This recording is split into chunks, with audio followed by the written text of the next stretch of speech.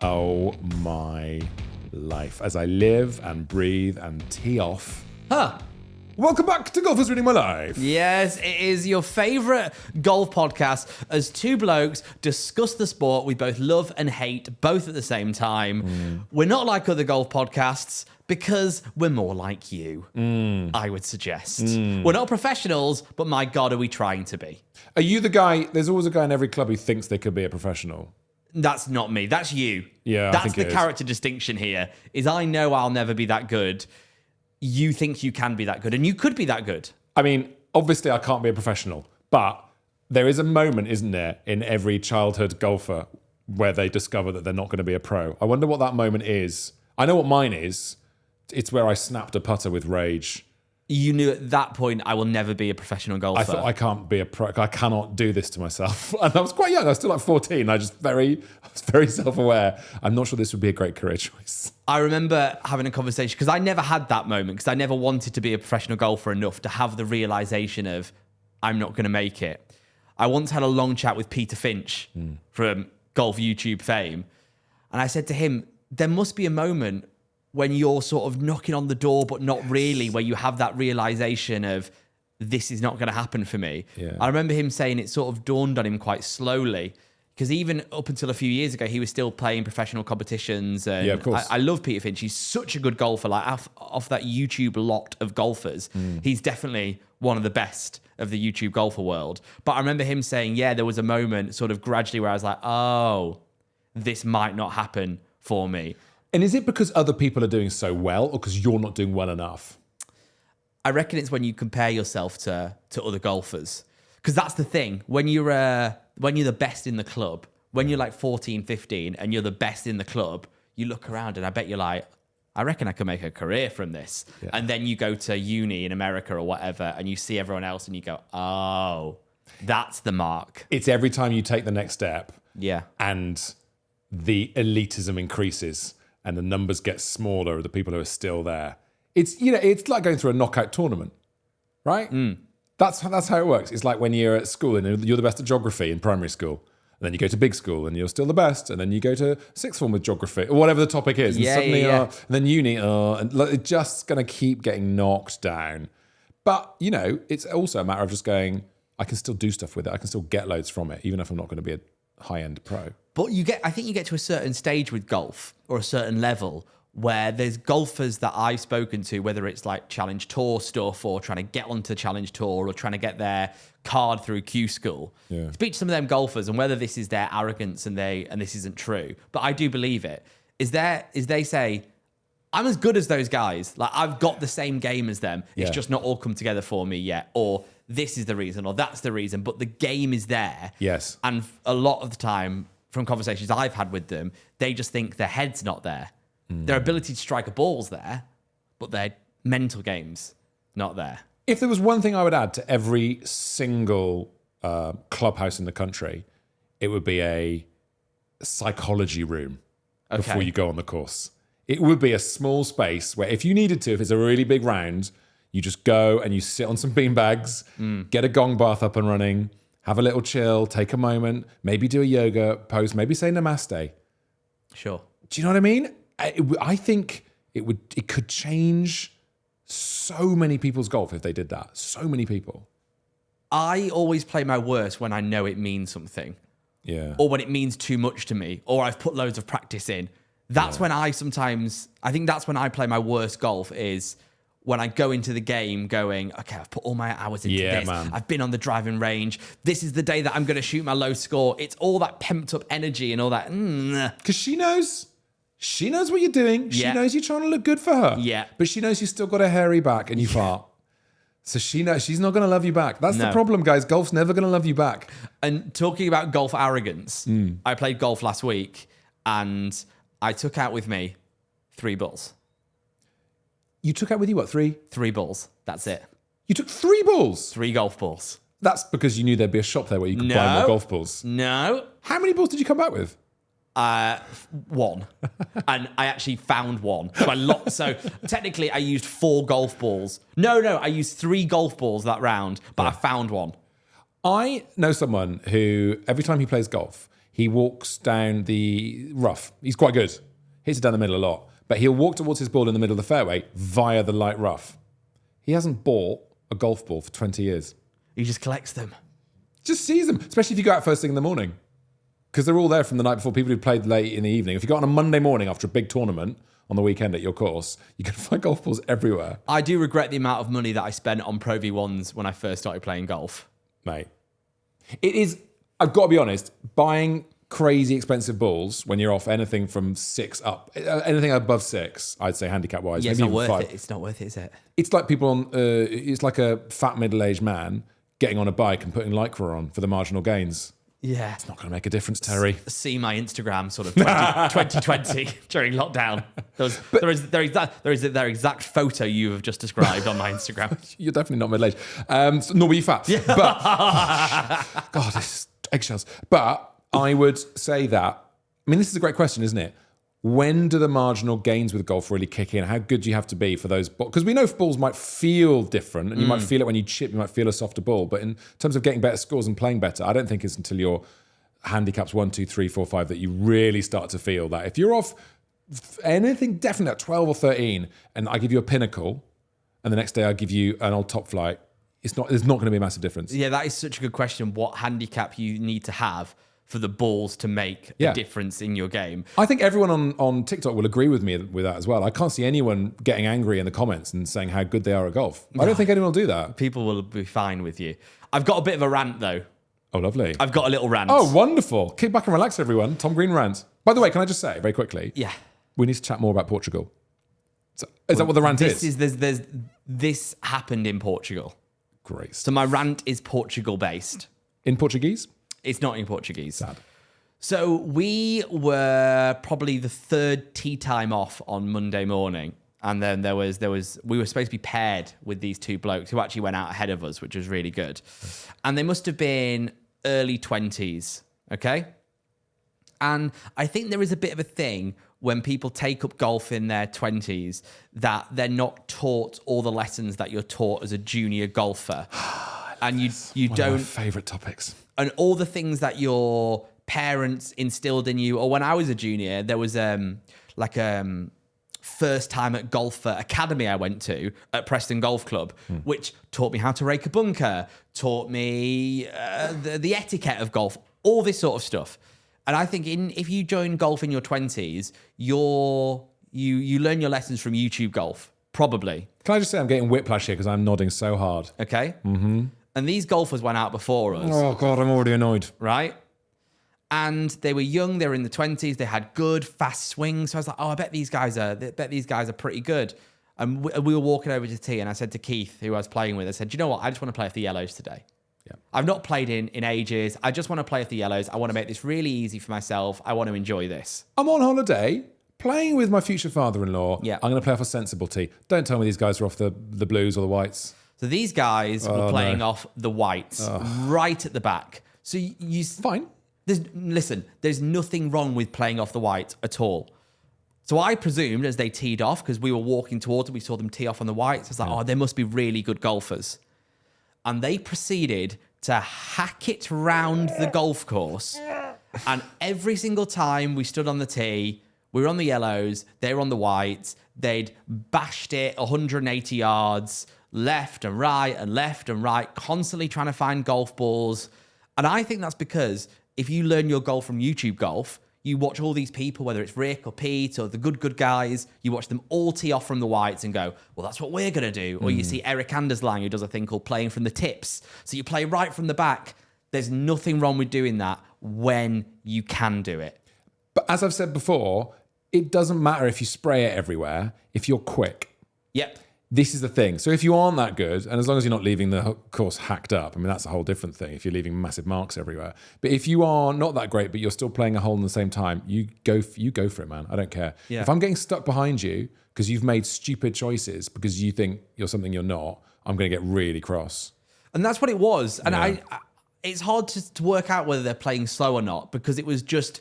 It takes time to find a golf ball that isn't in the fairway. Yes, no, exactly. Yeah. Okay. Oh, but that's when you think, why are you looking? Sorry, mate, why are you looking? What are you doing? Is this card going in? No. Is it your medal? No. And they go down the rough on the left-hand side, and then they hit it out to the rough on the right-hand side, and then they go in the bunker on the left-hand side, and they go the bunker of the...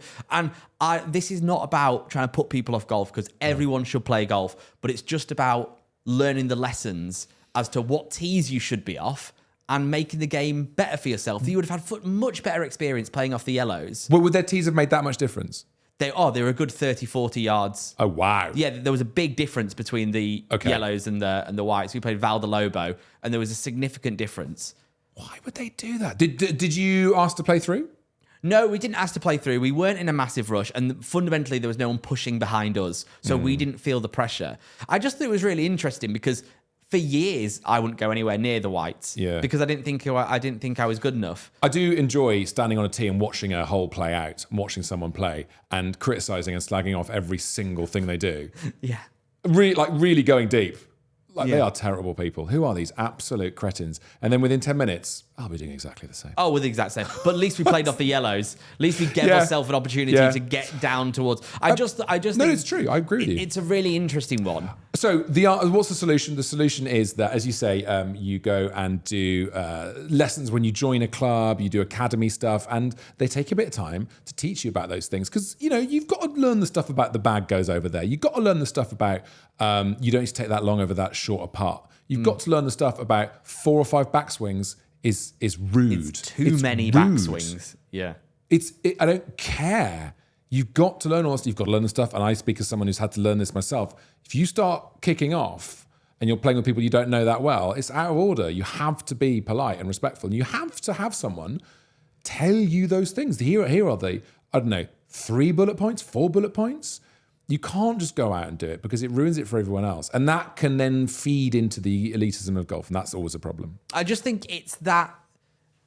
I know the exact type of golfer it is. Yeah. It's the golfer who has played for maybe 4 or 5 years, is young, so they hit the ball an absolute mile. Yeah, but that can make it worse. Well, totally worse. Because they spray it everywhere. Yeah. And because of this, they go, I'm going to go from the tips, I'm going to go right from the back, and it just is a nightmare. It was just really interesting to see these guys play off the whites, but really, really struggle. I just thought, what on earth are you doing that but for? Also, I would say golfers love a moan. If I can have a good solid whinge about some prevailing weather condition, someone who's slow, someone who's quick behind me, maybe. Yeah. It just helps to focus the mind for my round of golf. I feel like it's a nice sort of rut to get into. Here's a deep psychological leap. If you feel a bit begrudging about something that's going on the golf course, noise or whatever, it offers up the excuse for it not to go well. If everything is perfect weather, perfect conditions, and you play badly, it's your fault. If there's problems, it's not your fault, and you can weirdly enjoy it more. There is actually sense to it. I said this to someone the other day when I was playing. I said, as much as I hate playing in winter, at least it gives me an excuse. Yeah. I sort of hate playing in the height of summer when everything's perfect. And I can go, well, do you know what? This is probably relatively the same conditions that the pros play in. And I've still shanked it. What is your favourite excuse in golf? Mine is wet. I'll be like, it's just wet. Even when it's just dew on the ground, I'm like, it's just the balls are very wet at the moment, so it's just not going to work for me today. I use it all the time, play quite well with it, but it just means I've got my defence ready for when it all goes wrong. My favourite excuse in golf is probably I've not practiced enough, which is just true for me. True. I've just not played enough. I haven't been out there enough. But those rounds where you rock up after 3 or 4 weeks of not playing golf, as long as you don't do that in the middle of summer, which is a bit sad to miss out on those golden days. But if you rock up having not played much, you will often play pretty well. Your short game will be rubbish, but you'll often play some good stuff. How do you feel about getting paired with randoms? Yeah, it depends what it's for. So if I'm doing, say, the medal and a random gets chucked in, I love it. That's great because I'm not there to socialise. I'm there to try and hit a good score. If I'm playing 18 holes with a mate and we're going to knock it about, we might chuck a couple of balls down. We're golf nerds. You and I will be talking about a new type of chipping we're trying to do. Yeah. And someone else joins. I'm really cross because it's just going to be awkward, right? Because they're going to expect things. So it really depends on the round of golf. Why did you get paired with the random? Well, we were supposed to. be with those two guys. God, what would that be like? It would have been really difficult, I think, and it would have slowed the round of golf down. This is what the best thing about, we teed off at 7:30 a.m. on a Monday morning. We played a championship course in 3 hours and 20. That's amazing. Were you in buggies? Yes. We flew round because there was no one behind us, and although these guys were holding us up, we weren't waiting on every shot. Yeah. It was mostly you'd walk up to the tee and you wouldn't be able to tee off instantly. You'd wait 2 minutes and you were fine. Right. I've got a big question for you. Yeah. And I want you to answer it after the breaks, but I'm gonna ask the question now. Yeah. How did you play? Okay. Yeah. Cool. Well, we'll have an ad break and we'll find out, won't we? He looks upset already. I'm looking forward to It's this. not good stuff. Welcome back to part 2 of Golf is Ruining My Life. Tom Green, how did you play? Can I answer that question in 1 second? Okay. I want to answer that question in 1 second because I just really want to underline the point that I'm trying to make with these golfers that were ahead of me. My issue wasn't that they were slowing my round down. That's not my big point here, is they were slowing my round down. This is really annoying. Okay. It's why are you playing off whites? I think it's a misunderstanding of what the tees are for. And I think you'd have a much better round of golf if you played off yellows. But it is their round of golf. Who am I to dictate them? I mean, for me, it's all about timing, but I can see why that would annoy you. Did you not think to ask them? No. Did you chat to them afterwards? Did you see them afterwards? No. Just gone. We're just gone. Yeah, they were gone. Yeah, okay. Yeah. Is that because you were just giving them the finger every time you saw them? Guys, just you wait. Finish this 18 and I'll chat to you. No, they just zoomed off. I got 26 points on a Stableford match. Wow. That's your how did the Portugal golf trip go, isn't it? In a sentence. But I loved it. I had a really enjoyable round of golf. Did Keith beat you? We shot the exact same score, but he has a higher handicap than me. So what were you over at the end then? I don't know. Oh, okay. 20. I was given 12 shots. You did well not to lose more balls in that case. I didn't lose hardly any balls. Well, you told me I you lost. went out with 3, came out with 1. So lost 3 balls. Yeah. Yeah. Went in the water twice. Yeah. I played okay. Yeah. I But played you've not fine. played for ages. There's the excuse. There it is, ready to go. I have not played for ages, but it's And how was the weather? the weather was majestic, was amazing. It was Shorts? warm. I wore my new Puma white trousers. Did you wear the new shoes? Yes. Because it was perfect conditions for new golf shoes. I just want to... I think this is where me and you sometimes differ with our golf. That I'm really happy that I've got to a point where I can go out and play and shoot... What did I probably shoot? 14 over? Yeah. No, maybe... way worse. 14 than over with a couple of lost balls or something. So yeah. I was all right with it. Yeah. I enjoyed it. I hit some really nice golf shots. It was fun. It was enjoyable. It was a bit scrappy in places. I made a few mistakes, but I really enjoyed it. Although the score it's a bad score. But it's interesting, isn't it? For every round of golf, before you play, you should ask yourself one question. What do you want today? Right? Yes. What do you want? You're in Portugal with your father-in-law. You just want to have a nice time. You don't want him to see you getting angry. Wait till you've got married. Yeah. For that stuff to happen. Wait till The truth is coming. Yeah, wait till you've got his grandkids and he sees what an angry person you are. That's fine. That's down the line. You want to have a good time. You want to hit some good shots. You want to be able to go, I've lost a ball. I'm going to drop a ball here. I'm not walking back to the tee, blah, blah, blah. No. And sometimes you might turn up and go, what do I want? Well, it's my 3rd round of golf this week. I'm playing with 2 really good golfers. The conditions are perfect. I want to shoot 3 over par or whatever it is. I think it's really good to ask yourself that because otherwise you can just keep barreling along and before you know it, you're angry and you're disappointed. And that can be a shame. Yeah, that's what I just don't need. I never enjoy those rounds of golf. No. When it means so much to me and I've not put any practice in. So why on earth do I think I'm going to shoot a good score? To go into a round of golf like that and then get angry when I'm in Portugal and the weather's amazing.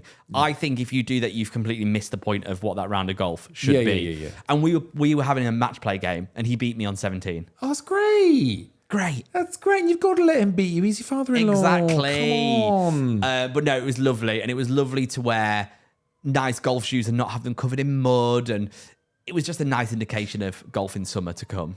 At any point, did you hit a shot that was okay, went a bit right of the green on, say, for example, a par 3, but landed in a puddle of mud that was so wet the ball disappeared and you didn't find it? No. Can I tell you how many times? Autobiographical? Can I tell you how many times that happened to me the other day? Yeah, go on. I'm playing really nice golf at the moment. 4 times. 4 times. Do you lose your ball? I mean, it's gone. Oh, wow. I've hit it effectively into, it looked like the river in Wonka. Just a river of chocolate. Brown river. But just not terrible shots, just a bit to the right or left of the green, because obviously I'm using the cone now. We talked about that on the last episode. Yeah, we did. A lot. Yeah. And it's fine. I'm going to chip on from there and get up and down, and it's disappeared. It's just gone. So I think in the summer, like when the dead bodies emerge when the snow melts in autumn, I think in the summer the balls are just going to go kind of sort of blossom out. There they all are. I think so, because they're in there. There's loads of them subsumed in this mud. If you could find it, you would get free relief from that, though. I think standing water would give me a free relief near the hole. Yes, you would. Yeah. But you just can't find the ball, so it doesn't matter. The plugging, I find nothing funnier than hitting a ball into a wet fairway, especially when it's happening to someone else, preferably not me. It's the funniest thing in the world when someone hits a really good shot and it flies through the air and it bounces at a really good spot. And when it doesn't bounce, it just goes, it just stops. Lost. It sort of looks like the ball's gone, nah, I'm not interested. It's not going to work. Liv's coming to JCB. When? Do you know about this? No. So the Live Tour is no longer going to be at Centurion and is coming to the JCB this summer. And this is quite exciting, I think, because a lot of people love and know the JCB, but my God, is it a hard course to get onto? Oh. So this will be, for a lot of people, their only way of getting a glimpse at the JCB. Because the JCB is very, very... I don't want to say sort of closed doors because that's a bit of a negative connotation, but it's quite, it's a special course and you can't just rock up and say, hi, can I get, I don't care what the green fees are. I want to play. It's not quite how it works, is it? No, you can't do it. You can only get onto the JCB if someone invites you onto the JCB. And because of that, it's really created this aura around it of, oh my God, what's it like? And a lot of the YouTube golfers have played there. So you've only ever seen it online and you can't go and look at it. But if you want to go to the JCB, this summer would be a really good time of getting into it and having a look. Should we try and play the JCB before Liv go there? I would love that. I might be able to make that happen. Yeah? I think I can make that happen. I played it last year. I know you... Did you? Yes, I did. You never mentioned it when you put your JCB hat on. Thank you. I actually watched a video of... That is your Dornock, by the way. That is your Dornock. I watched a video of Dornock last night, and it does look incredible. It is amazing. I didn't really realise how good it was until I watched this video of Dornock last night, because the guys from Manners Golf are there. It's the closest I've come to crying on a golf course. It looks amazing. It looks amazing. Anyway, I would love to play JCB again. We should try and make that happen. It is the best round of golf I've ever had. Yeah. But yeah, it's interesting. If you want to go and look around it and have an experience of what the JCB is like, Liv are going to be there. So is it the sort of course where it's good to walk around and just to look at is amazing? Because obviously playing it's great, and I've seen a video of it on YouTube and stuff. It looks incredible. Yeah. But is it a nice, beautiful course to walk around and look at? There's a lot of really special holes on it, especially 17. Obviously, everyone knows about 17. That's the par 3, right? That's the downhill par 3, 200 yards over the water, which, funnily enough, wasn't actually in the original golf course grounds. Oh. So when the designers were given JCB to build, they plotted it all out and they went, well, do you know what? We're really missing a signature hole. We've not got a signature hole here. What are we going to do? And the design, it was European golf course designed.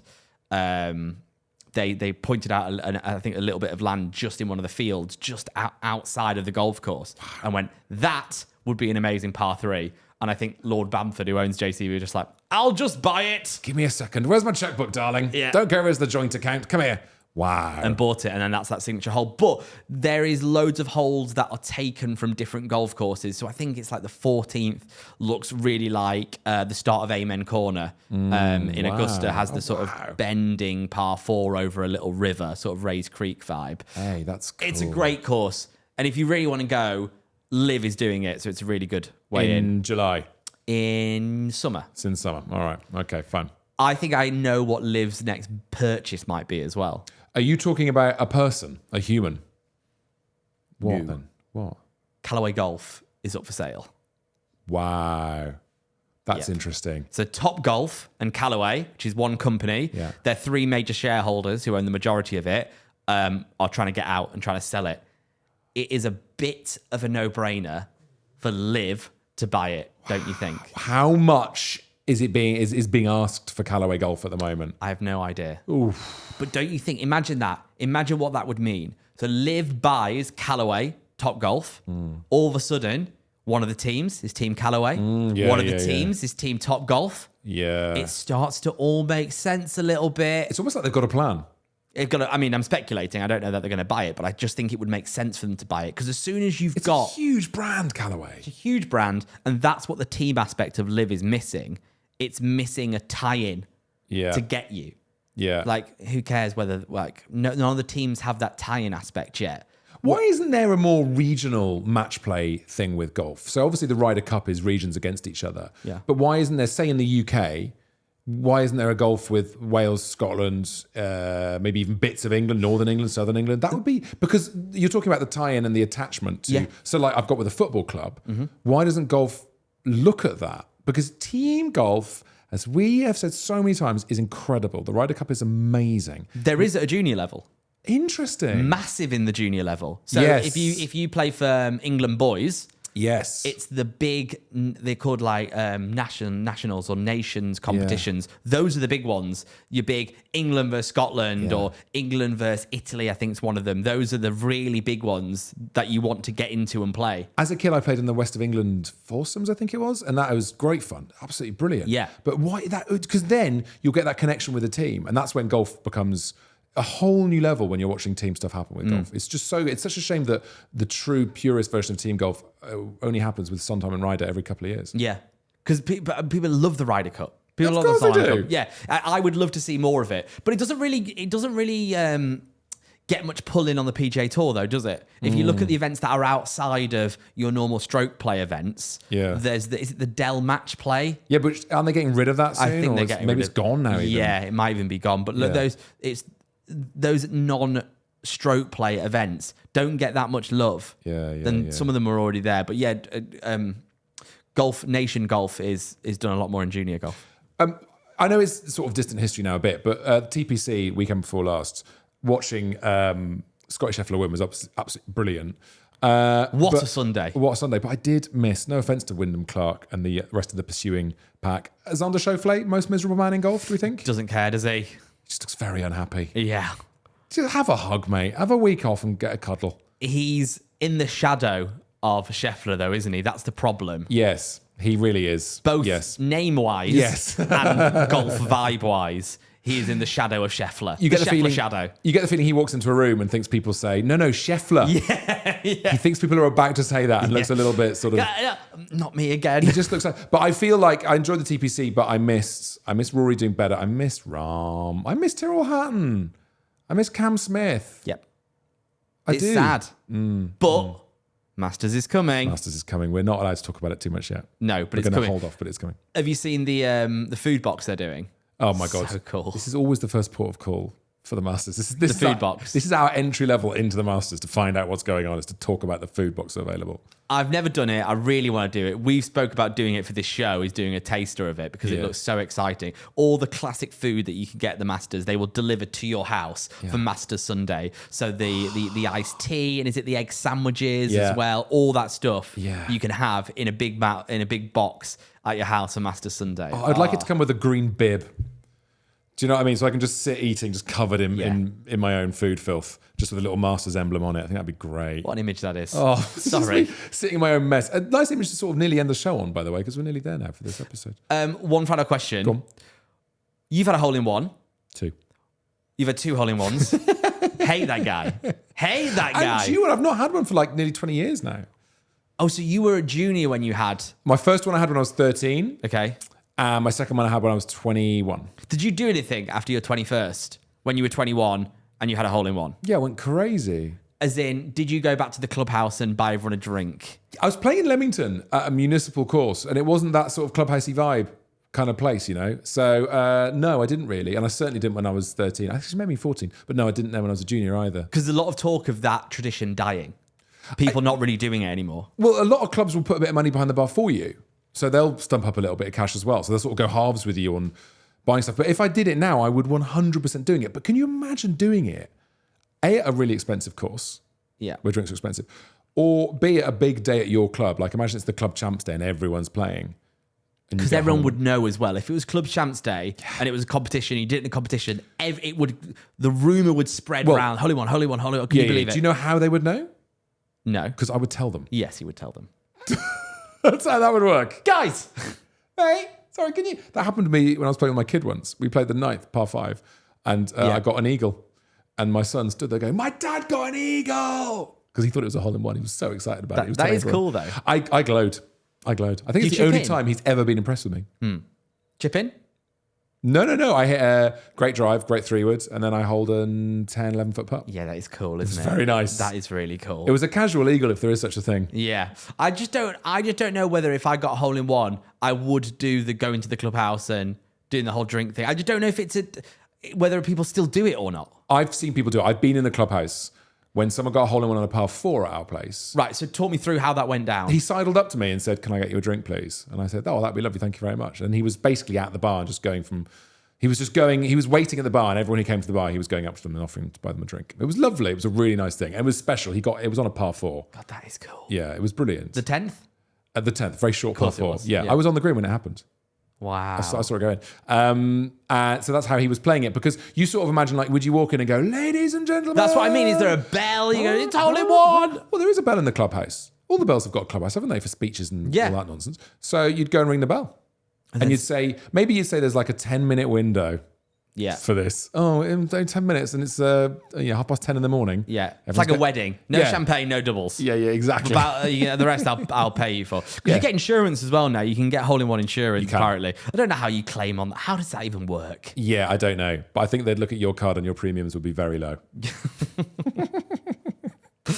Is that us? Yeah, that is us. Thank you very much for listening. Make sure you subscribe. Go and check us out on the TikTok and the Instagram. It's at Golf is Ruining My Life, isn't it? Of course Most it them? is. Something like that. Anyway, you know where we are. We know where you are. That sounds a bit sinister. Creepy.